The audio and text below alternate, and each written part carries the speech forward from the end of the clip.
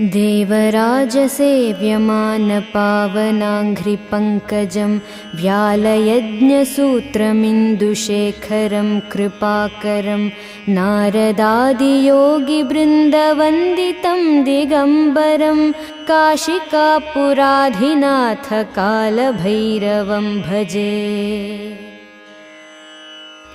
भानुकोटिभास्वरं भवाब्धितारकं परं नीलकण्ठमीप्सितार्थदायकं त्रिलोचनं कालकालमम्बुजाक्षमक्षशूलमक्षरं काशिकापुराधिनाथकालभैरवं भजे।